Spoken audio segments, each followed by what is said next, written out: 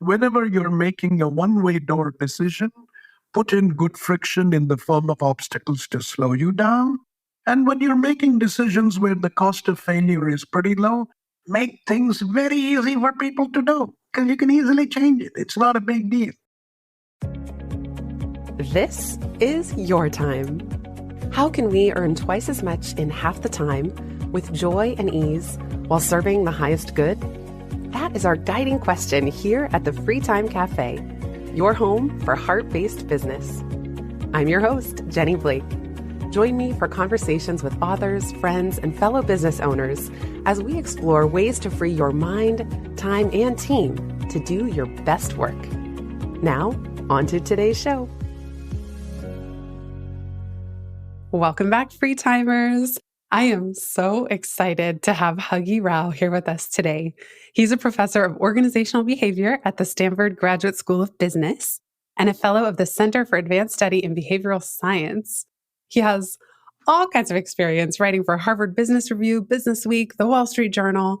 He's the author of Market Rebels and co-author of the best-selling book, Scaling Up Excellence. Today, we're talking about his new book, also co-authored with Robert Sutton, called The Friction Project: How Smart Leaders Make the Right Things Easier and the Wrong Things Harder. Huggy, welcome to the show. Thank you so very much, Jenny, for inviting me to share some ideas. Very much looking forward to a conversation. Well, I was telling you before we hit record, I'm a longtime reader, first-time interviewer, so thank you. I really appreciated Scaling Up Excellence when I read it, even though I ultimately decided to scale down with my delightfully tiny team and media company. So much of scaling, up, down, or sideways, is about eliminating what you call bad friction. And then I was a little surprised to learn that you say there's also some good friction sometimes. So can we start by you outlining what is the difference between bad friction and good friction? Friction, as we know, Jenny, means an obstacle. For Bob and I, when we think of bad friction, we think of obstacles that infuriate people. And what this bad friction does is it prevents small business owners, their associates, and the others from choosing a more curious and generous version of themselves. Because you're just snowed down by all of these obstacles. At the same time, one of the things we came to realize is friction can be good. How so? Because we, as small business owners or founders or employees, we can easily choose an overconfident and myopic version of ourselves. So what we need to do is we need to slow down decision making. And that means we need to put obstacles. What kinds of obstacles? Obstacles that force people to deliberate, think, listen, question. So for us, that's the difference. Maybe I should actually talk about the journey that led to this book. Initially, after we wrote Scaling Up Excellence, one of the things we realized was there was tremendous burnout in organizations. People would come to us and say, Huggy, I work in a frustration factory. And I'm thinking, my God. And what a terrible thing to say about work. And if you permit me to be a tad more colorful, one person completely stumped me when he looked at me in class at Stanford and said, Professor, he said, I'm swimming in a sea of shit. I barely got my head above the water. And you are asking me to show initiative and generosity? How do we do that? And that was kind of when we launched into the study of bad friction. But as we were doing this study, we also realized all friction isn't bad. Friction in many ways is like bacteria. We got good bacteria, we got bad bacteria in our gut. We've got good cholesterol, we've got bad cholesterol. Similarly, we have bad friction, obstacles that infuriate people, that actually destroy curiosity and generosity in companies. And what good friction does is it slows you down just a little bit so that you're not myopic. You don't actually pull the trigger quickly. And instead, what you do is you check your overconfidence at the door. That's kind of the whole point of the book. And what the implication is, if I'm a small business owner, what should I do? I should make the right things easy for people to do. Take bad friction. But then we can also do wrong things. I've got to make sure we make the wrong things harder to do. I love that framing. You share in the introduction a story from Ed Catmull, who was the president of Pixar, in a great example of sometimes things being too efficient. So he was kind of talking about these executives or nowadays private equity companies. They come in and they complain how much money and time the company's wasting. And they try to get everything to like they squeeze all the creativity out for the sake of being more efficient and streamlined. And he said that if Pixar followed that executive's advice, it would kill the goose that lays the golden eggs. That the goal Absolutely. isn't efficiency, it's to make something good or even great. We iterate 7 to 9 times with friction in the process. So, how does friction help with the golden goose, the creative goose in this context? So it's very interesting. If you really take a look at Pixar, where does the friction actually come in? Take, for example, Brad Bird when he made the movies, such as Ratatouille and so on. One of the things is when they would make movies, they would have lots of people in the room, including people from finance. And so what you were always kind of trying to do is, hey, do we really need to do this? Do we need to do this in a different way? How many tries should we have?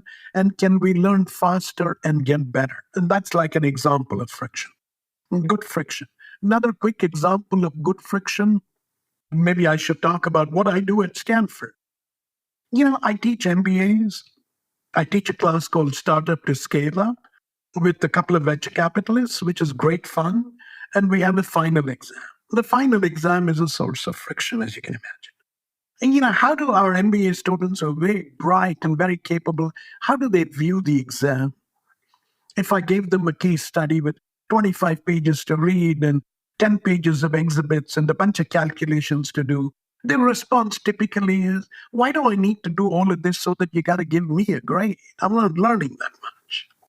So you can see how bad friction is actually dampening curiosity and generosity. Instead, what do I do? Actually, for the last 17, 18 years, every year I called a student from a previous version of the class who's scaling his or her startup. I say, come to class. Talk to these students about the 3 biggest problems you face in your startup. Take 20 minutes to describe these 3 challenges. I'll allow 10 random questions. Then I tell the students, that's your job. You got to help this founder. Question 1, 200 words. Question 2, 300 words. Question 3, 500 words. And it's amazing. The students work throughout the weekend. Why? The first thing is I've engaged their help drive. They want to help an alum, not anybody but a GSB alum. And they want to be like the founder. So all of these things play a role in them being very, very thoughtful, very careful when they make these recommendations to the founder. That's a very simple example of creating good friction. I could give you more. And there's a venture capital company where they have a 5-person investment team.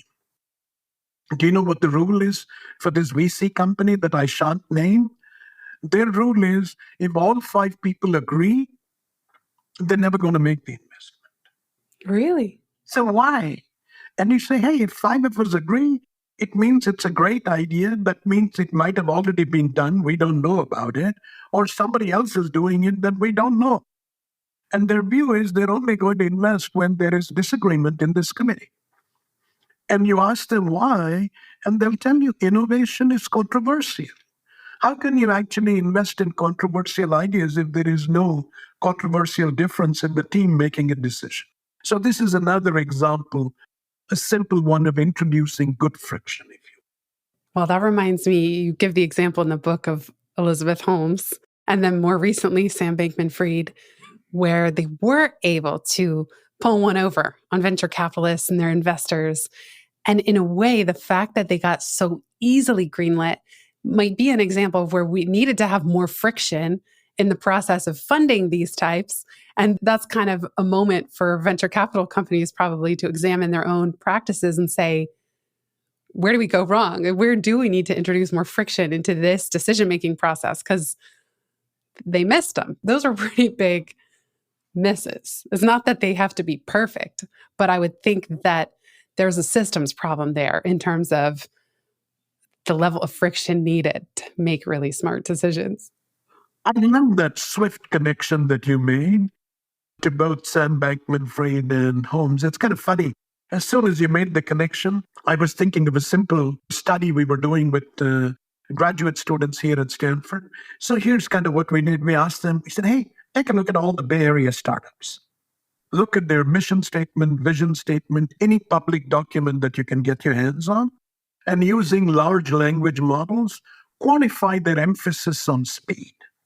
Like how important is speed as part of their business model or whatever. And then we said, okay, now that the students came up with a number, we said, great, now that we have the number, let's actually go and figure out how fast, what's the relationship between this linguistic emphasis on speed and the time taken to receive a unicorn valuation. In other words, to get a $1 billion valuation. Predictably, the students came back and said, hey, the more you emphasize speed, the shorter the time for you to get a unicorn valuation. They said, isn't that great? And I said, hold your horses. Let's do another analysis. And I said, now that you know the time taken to receive a unicorn valuation for these startups, show me the relationship between this time taken to get a unicorn valuation and the probability of lawsuits 2 years down the line. And guess what? The faster you become a unicorn, get a $1 billion valuation, the more likely you're going to face legal liabilities 2 years down the pike. And why is that the case? And this is the problem. Speed is sexy, speed is great, but sometimes what you got to be careful of is when you talk all the time about speed, people give themselves the license to cut corners.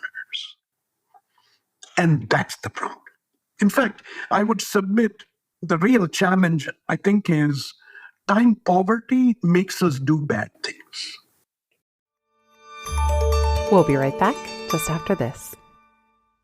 Before we continue this conversation, I'd like to give a very special shout out to the sponsor of today's episode, Inbox Done, a company that replies to your email and manages your calendar so you can get back to what matters most. When you enroll as a client, Inbox Done assigns not one, but 2 dedicated human assistants to clone you. Now, this isn't AI we're talking about. These are 2 highly trained, highly vetted email management specialists who will custom build and operate a system to filter, reply to, and follow up on your emails with a goal of helping you reach Inbox Zero every day. Inbox Done hires native English speakers, primarily based in North America, and pay a fair wage. Now, having 2 assistants is important for redundancy because that means if one is out sick or they happen to leave, you're not up a creek having to start over from scratch. Part of managing email also includes tangential activities like social media replies, following up with leads so that you don't miss out on opportunities, and even other EA-related tasks that tend to come through email. Just consider, how many hours did you already spend on email today? How many hours have you already spent on email this week? What would happen if it was someone else's job to reply to those emails for you? How would you use that newfound free time? If you're a longtime listener, you know that email is one of my greatest sources of micro stress and micro guilt. Delegating email is often one of the most challenging parts of the business to outsource because it is so complex and varied, and because having a warm personal touch is important to us heart-based business owners. Thankfully, the Inbox Done team is here to help. They're offering a strategy session for free timers with one of their specialists to see if delegating email to their team could work for you. Visit inboxdone.com/freetime to book your discovery call today. That's inboxdone.com/freetime. I can't wait to hear what you do with your newfound free time. Now, back to today's show.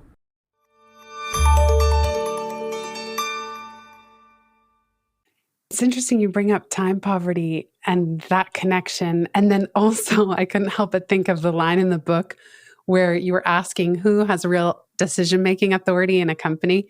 And somebody answered, the people who can get away with wasting our time. Oh, so completely. You have time poverty, you have time thieves, then you have like time dictators, maybe like the fraudsters who actually are so belligerent in their need for speed and growth at all costs that they cut corners. And then both the people we're talking about were convicted of fraud on all counts. Like it was unequivocal. Indeed. And the irony, of course, is, at least in the case of Elizabeth Holmes, the implicit promise to customers is we'll take friction out, we'll make things faster for you.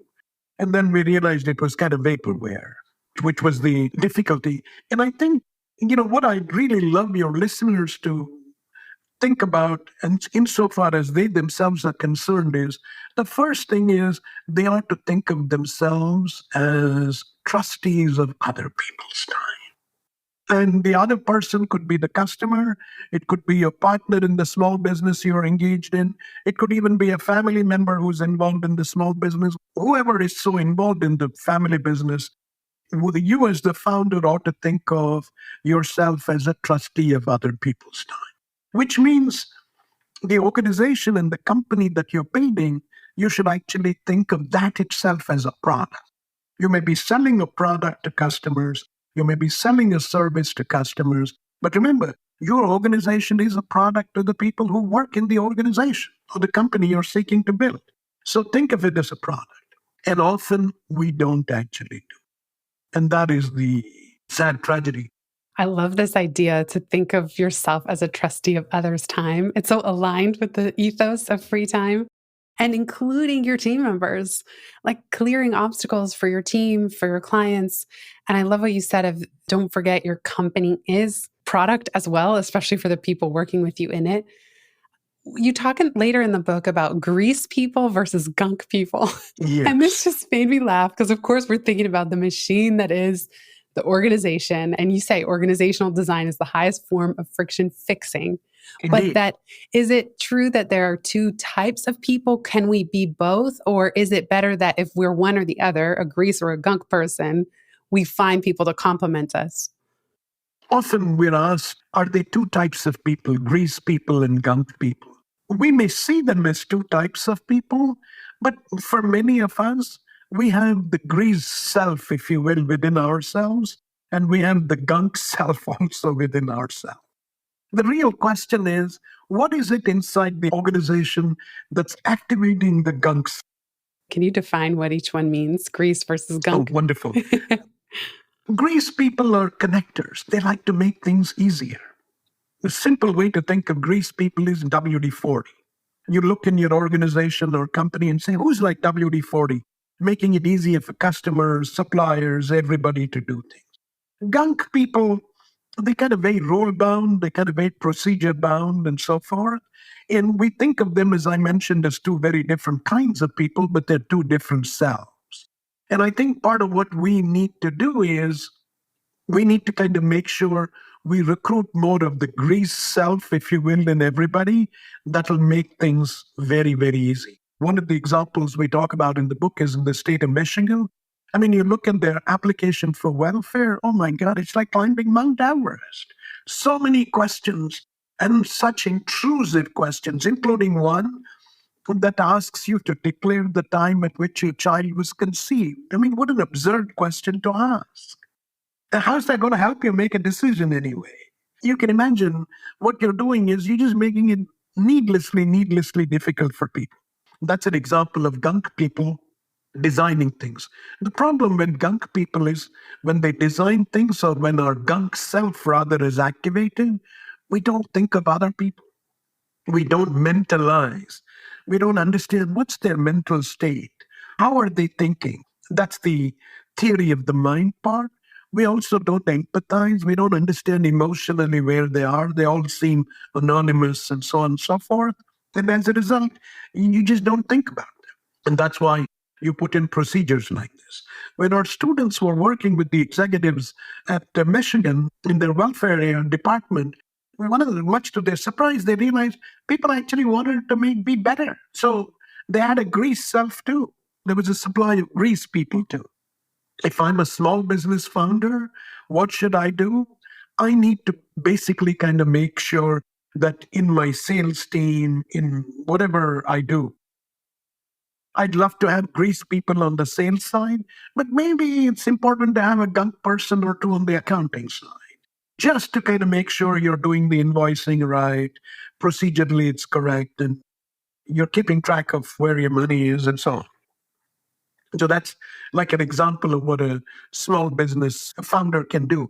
There's like one other thing that I want to dial down for our audience. And that is, not only should you think of yourself as a trustee of other people's time, not only should you think of the organization as a product, you should also think of your role as that of an editor-in-chief of a movie or a newspaper. What do editors-in-chief do? They take away stuff that distracts, bores, and frustrates readers. But they make it harder for reporters to publish too, right? You have to have investigation, you have to have sources, and you have to have evidence, and you can't be speculative. So you really have to think of yourselves as editors. And if you think of yourself as editors, the natural thing for any founder, they must be working super hard, long hours. But one of the tragedies is we work so hard, we do all of these things, and when we go home, we are only left with scraps of curiosity and generosity. And that is tragic, won't you think, Jenny? Definitely. Well, I appreciated how in the book you say you're smitten with the book Subtract, which is the Yes. science of doing less. And so you read my mind because it's not just optimizing for good friction and removing the bad. It's also sometimes doing less. Like maybe the meta removal of friction is simply eliminating something altogether when need be, which a good editor-in-chief would be doing as well. They're cutting paragraphs from the columns. They're cutting whatever doesn't fit. They have to be really discerning. That's exactly right. People listening to our conversation, they can actually think of subtraction as mowing the lawn because that's what subtraction is. The problem is, for a lot of people, subtraction is one and done. Oh, I got rid of that cumbersome procedure. Well, that's not done. I mean, how often do we mow the lawn? I would assume pretty regular. So if you don't mow the lawn, what's the problem? Weeds are going to overrun the place, and you can never plant fruits and flowers and vegetables and all of these things in your garden. So founders have to think of themselves as people who are mowing the lawn and doing that every day. And a simple way to start is maybe the rule of halves. Hey, what if you only had 50% resources? How would you organize yourself? What if you only had 25% resources? How would you organize? Again, you can see that these questions, they slow decision making down and make you think of moving. Yeah, I wanted to ask you about the rule of halves. So you just gave a few examples. I had one fascinating conversation earlier on this podcast. I'll put the link in the show notes. My friend, and he's an author, Stephen Shapiro, he wrote a book called Invisible Solutions, but he challenged himself for over a year to only work 2 hours each day and sometimes 1 hour. In a way, that was a rule of tenths. Yes. But it really helped him focus. So how could somebody listening, let's say as they go into the next week or month or quarter of work, what would it look like to apply the rule of halves here?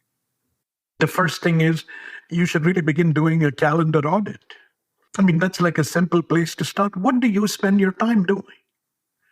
And the question is, if you're spending your time fighting lots of fires, maybe that's not the most useful thing for you to do. And part of what you also have to do is, once you look at what you're doing, and most important thing is for everybody to realize we don't want our time to be spread thinly like peanut butter on a slice of toast. If it's so thinly spread, you're never going to actually have impact, or rather, it's very unlikely that you're going to have impact. You're going to have impact when you actually concentrate your efforts. And the thing that you have to concentrate your efforts are on things that are actually closely tied for our audience to winning. You got to win clients, you got to beat competitors. That's kind of what growing a small business is all about, isn't it? And you got to always ask yourself, how much time am I spending on activities that directly are connected to winning, as opposed to plumbing, et cetera, et cetera. Yeah, so many good metaphors. We'll be right back just after this.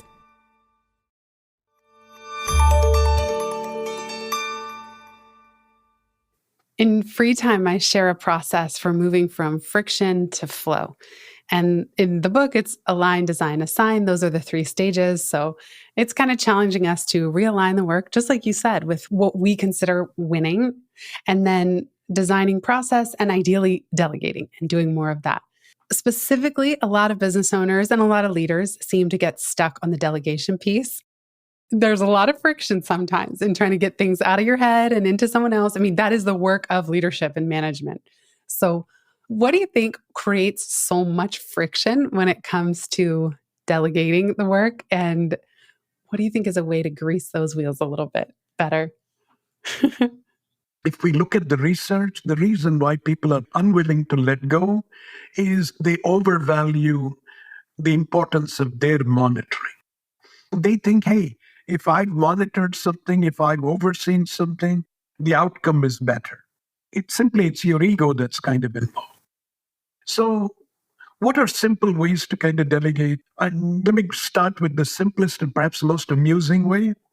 I was talking to one small business founder. And I said, hey, when do you go to work? He said, 11:30. I said, 11:30?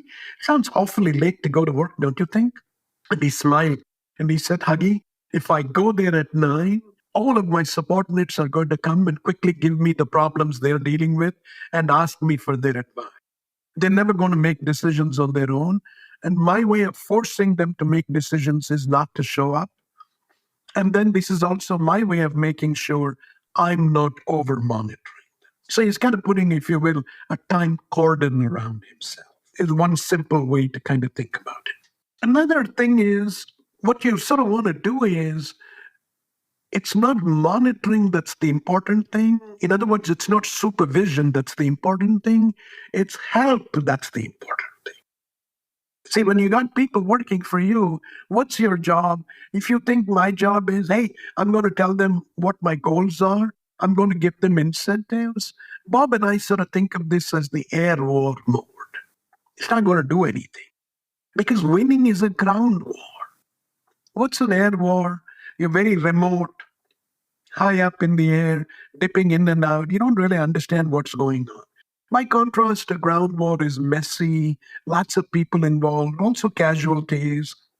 And the most important thing in a ground war is not incentives, but tools.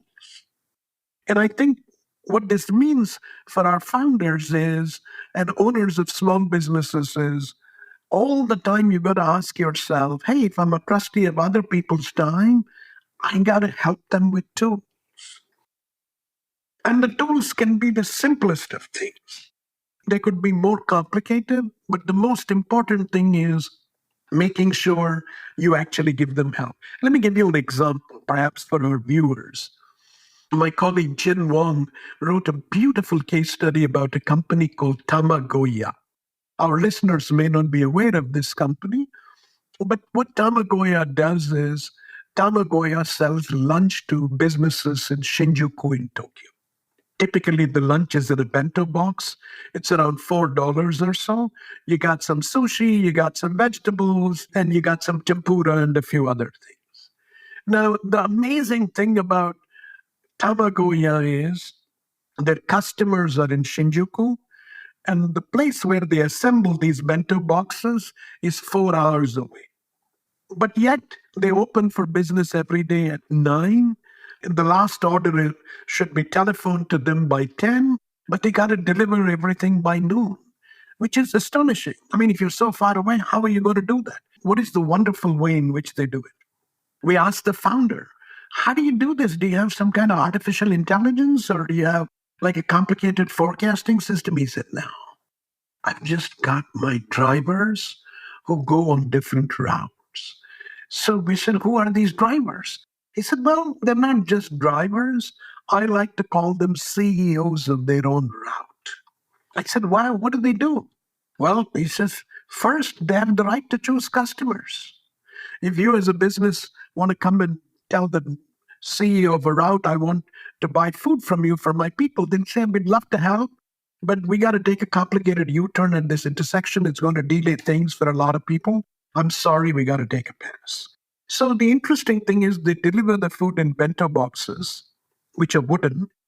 They deliver them at noon. They come back and collect them in the afternoon at 3.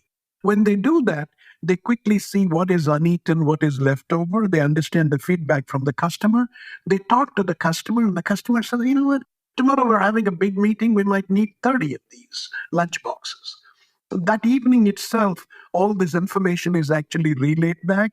So what that means is when the factory where they assemble the food, it opens at 5, they already know 60 to 70% of the demand. They've already begun to ship everything to people. The remaining 30%, they've got like trucks that move around and they can be diverted anywhere where there is an emergency request or a supply need. The amazing thing, Jenny, is every day they deliver 70,000 lunches. Every day, do you know how many lunches are left over? They're not thrown away because gas stations instantly buy them up. Every day, around 47 lunches are unused. Can you imagine doing that? Wow. 70,000 lunches at 47, Wow. all with people. That's incredible. No computer system, just phones, Wow. conversation, and listening. That's incredible. He came here to Stanford. We said, wow, you're doing so great. And to your point, we asked him, why aren't you expanding to other cities? Why don't you serve more than 70,000 customers? And he looks at us and says, well, if I serve 70,000 customers, more than 70,000 customers, he says, I can't keep the price. I can't keep the quality. And the students asked him, but you're going to Dubai, aren't you, after this talk? And why are you going to Dubai? Are you thinking of that as a place to start this? He smiled and he said, I'm going to Dubai because I've never been there. I love it. That's so good. And just such a great example of keeping his values and debunking the myth that we always need to grow just because we can. That's certainly something we talk about a lot here. Last question before we officially wrap up with our permission slip. You talk about being a friction fixer at any level of the organization. Now, in spite of my best, let's say my biggest desire to be a friction fixer in the world, sometimes I'll be working with a very bureaucratic client. So I laughed when you were talking about the Stanford process of approving a professor's promotion or hiring decision. And I will get stuck in another company's procurement labyrinth, or the check that they owe me is delayed by 5 months and they're a huge conglomerate. And it feels in those moments torturous. Like there is nothing I can do without being a jerk to move things along when I have these huge corporate clients that, on the one hand, I feel very lucky to have when they come in. And then sometimes, though, the bureaucracy is just soul crushing, as you described so well. What do we do when we are faced with a friction mountain such as these that does feel so hard, so intractable? Because even, let's say, the point of contact that I might be working with in the company, even they feel that their hands are tied to do anything about it.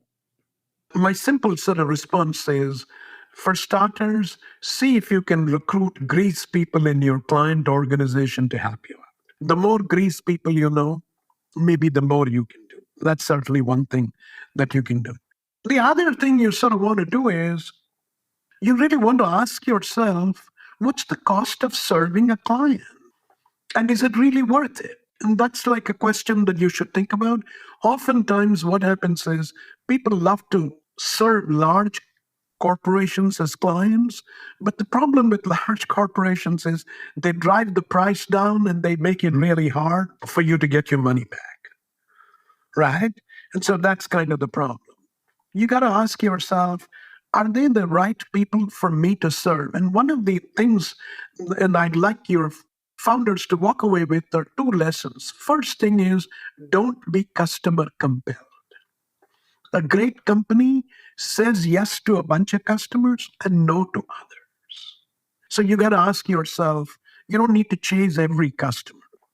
Those would be my responses given the specific scenario.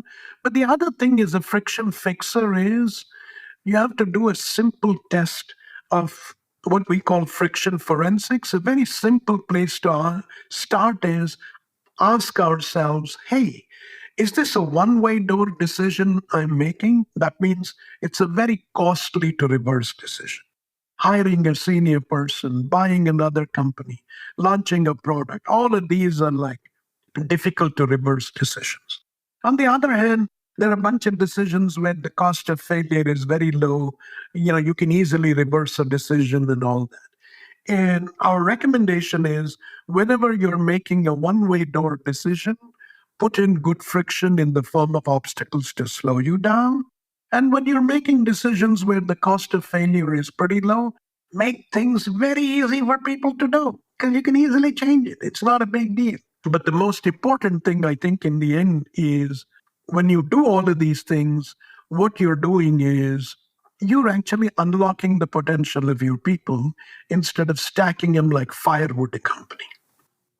Very well said. So, with that, Huggy, if you could give leaders, business owners permission to do something differently or drop something altogether, what would it be? I recommend that they start with something super simple. And Bob and I like to call it get rid of stupid stuff. What I would urge all of your founders and small business owners is how are you going to get rid of stupid stuff every day? And can you only have one rule for yourself and for everybody? And that rule should be simple enough to be understood by a 10-year-old. I think that's a great place to start. Getting rid of stupid stuff is a good place to get on the journey to mow the lawn for me. And when you say come up with a rule that a 10-year-old can understand, meaning each person for themselves or their company do this? Yes, absolutely. Because if a 10-year-old cannot understand, probably you're not clear about it either. Well, so many helpful pointers in this conversation. Thank you so much, Huggy. Listeners, be sure to check out The Friction Project, how smart leaders make the right things easier and the wrong things harder. And Huggy, is there anywhere else you'd like to send people to learn more or keep in touch? Check in on Bob's website, bobsutton.com and huggyrao.com, where we actually will be adding tools and ideas and so forth so they can actually take advantage of them. Amazing. Thank you so much, Huggy. It's really a treat to get to chat with you today. Thank you so very much, Jenny, for wonderful questions and for being curious and generous. Thank you. Oh my goodness. Well, a book after my own frictionless loving heart, or at least in the right ways. I was so excited to see the Friction Project come through and to get to chat with you. And big thanks to all free timers who are here with us listening. If you've listened this far, you get a gold star. Thank you. Word of mouth is the most joyful way we can grow this show, and it helps us land interviews with the luminaries and insightful guests that you would most love to hear from. Please send this episode to a friend who might find it helpful. And for show notes and related links from this episode, visit itsfreetime.com. While you're there, make sure you're subscribed to the Time Well Spent newsletter. You'll get instant access to my tech toolkit, a continually updated list of all the software I use, along with the total monthly spend to run my business, where no one works full-time, even me. Visit itsfreetime.com/join. Remember, you are running the show. It's time for radical reimagining, and everything is up for grabs. Let it be easy, let it be fun, and build with love.